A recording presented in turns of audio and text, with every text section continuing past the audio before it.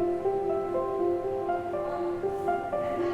Students, आज हम लोग नया टॉपिक पढ़ने जा रहे हैं, पावर। ठीक है, इसके पहले हम लोग वर्क पढ़ चुके, हम लोग ने कंजर्वेटिव नॉन कंजर्वेटिव फोर्सेस पढ़े। अब जो हम पढ़ने जा रहे हैं वो है पावर, और हिंदी में इसको बोलते हैं सामर्थ्य। ठीक है, अब पावर या सामर्थ्य क्या होती है जरा समझते हैं। तो कोई मशीनरी हो या कोई एजेंट हो, जब वो वर्क को परफॉर्म करता है, जब वो वर्क करता है, जब वो कार्य करता है, तो कार्य करने की दर होती है किस जो है वो किस रेट से वर्क को परफॉर्म कर रहा है, उस रेट को हम लोग बोलते हैं पावर। ठीक है स्टूडेंट्स, यानी कार्य करने की समय दर को हम लोग बोलेंगे सामर्थ्य। ठीक है स्टूडेंट्स, यानी the rate of doing work is known as power. Suppose मान लीजिए कोई मशीनरी है, वो टी टाइम इंटरवल में W वर्क आपको करके देती है। ठीक है, तो अगर हम आपसे पूछे एवरेज पावर कितनी होगी, यानी औसत सामर्थ्य कितनी होगी, तो हो जाएगी W। यानी जब आपसे औसत सामर्थ्य पूछा जाएगा, जब आपसे एवरेज पावर पूछा जाएगा, तो आपको क्या देखना है कि कितना टाइम में उसने कितना वर्क किया। वर्क को ऊपर रख देंगे आप, टाइम को नीचे रख देंगे, ये आ जाएगी रेट ऑफ डूइंग वर्क। इसको हम लोग बोलेंगे पावर। होप आपको ये चीज समझ आ गई होगी स्टूडेंट्स। ये हो गई एवरेज पावर। ठीक है स्टूडेंट्स, अब हम लोग बात करते हैं इंस्टेंटेनियस पावर की। तात्क्षणिक सामर्थ्य क्या होगी, जरा उसको समझते हैं। तो हम लोग ने पढ़ा हुआ है कि जब भी इंस्टेंटेनियस वैल्यू की बात होती है, हम एक लिमिट अप्लाई करते थे, डेल्टा टी टेंड्स टू 0, और उसी को मैथ्स की लैंग्वेज में dy बाय dx या dy बाय dt बोलते थे, यानी डिफरेंशिएशन उसमें ऑपरेट हो जाता था। तो वही चीज हम लोग यहाँ पढ़ने जा रहे हैं। तो जब आपसे बोला जाएगा तात्क्षणिक सामर्थ्य निकालिए,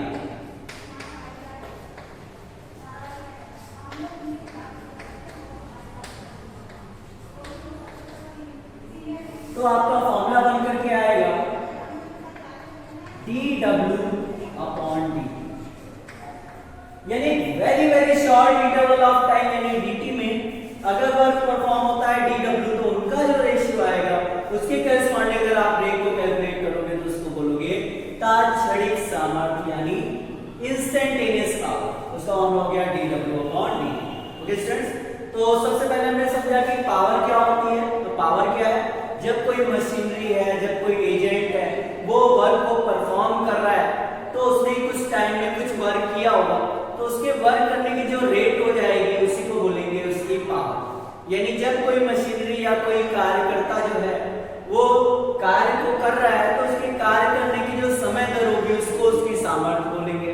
फिर हमने मान लिया कि टी टाइम में उसने W वर्क किया, तो अगर हम आपसे पूछेंगे इसकी रेट क्या है वर्क करने की, जिसे आप पावर बोलोगे, तो आप बोलोगे W/t। ठीक है स्टूडेंट्स, तो पावर फॉर्मूला बन गया W/t। ये एवरेज पावर है। अगर हम आपसे पूछे तात्क्षणिक सामर्थ्य बताओ, इंस्टेंटेनियस पावर बताओ, तो आपको पढ़ा होगा कि यहाँ पे limit delta T tends to 0 apply करेंगे, तो उस टाइम पे इंस्टेंटेनियस पावर आएगी, आ जाएगी dW/d। dt होगा very short interval of time, और dW होगा work done in that time interval. Okay students, hope आपको ये चीज समझ आई होगी। अब लोग इसी फॉर्मूले को और आगे जरा एक्सपेंड करेंगे फोर्स के टर्म में, वेलोसिटी के टर्म में, तो उससे समझ में आएगा कि जो पावर है वो वेक्टर क्वांटिटी होती है कि स्केलर क्वांटिटी होती है। अभी बात कर लेते हैं इसके यूनिट की। तो पावर का यूनिट होता है वॉट, इसे जूल पर सेकंड भी बोलते हैं, और भी यूनिट होते हैं जैसे किलोवाट, मेगावाट, हॉर्स पावर। ठीक है स्टूडेंट्स, ये सारे भी पावर के यूनिट होते हैं। तो बेसिक यूनिट हो गया वॉट, जिसे हम लोग जूल पर सेकंड भी बोलते हैं। अब हम लोग इस फॉर्मूले को एक्सपेंड करने जा रहे हैं, जिससे हमें पता चलेगा कि ये जो पावर होती है ये वेक्टर क्वांटिटी है कि स्केलर क्वांटिटी है। ओके स्टूडेंट, चलिए अब हम लोग इसको एक्सपेंड करेंगे, जिससे ये फॉर्मूला हम बनाएंगे फोर्स और वेलोसिटी के टर्म्स में। ओके स्टूडेंट, चलिए अब इसको देखते हैं।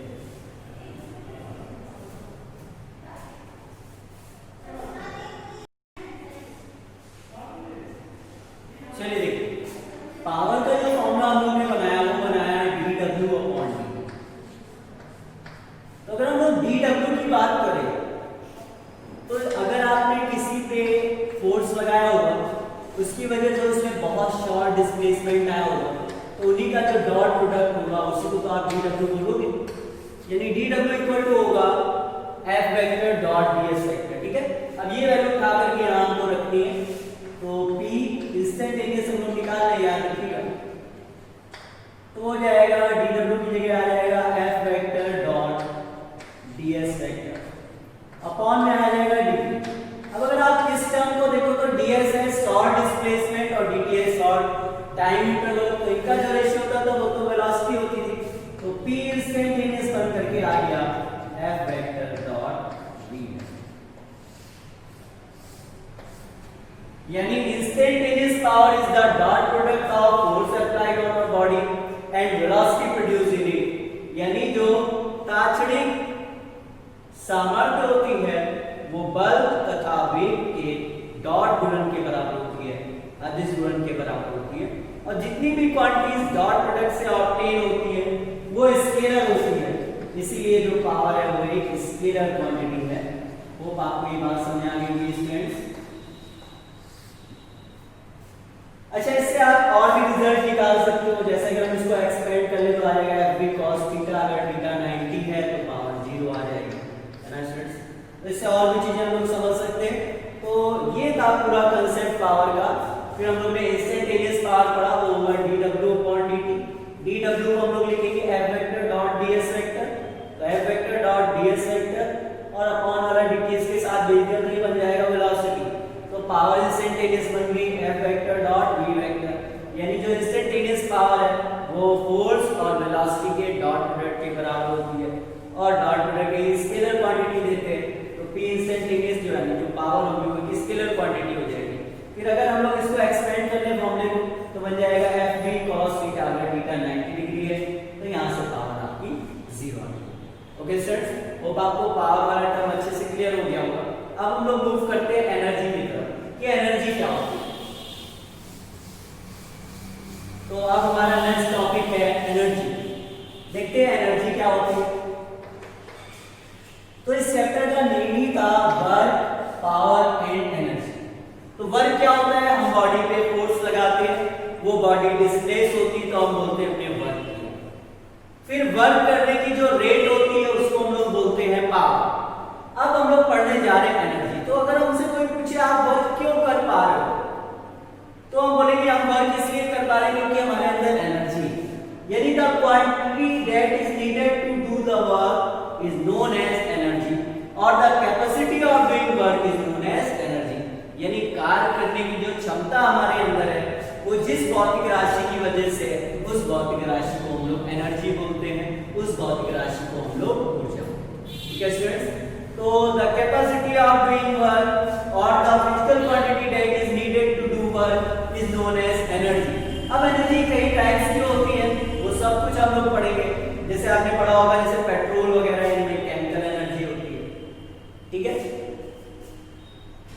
जैसे कोई चीज मोशन कर रही है तो उसमें काइनेटिक एनर्जी होती है, कोई एक स्पेशल पोजीशन पे है उसका एक स्पेशल कॉन्फ़िगरेशन है तो उसमें पोटेंशियल एनर्जी होती है।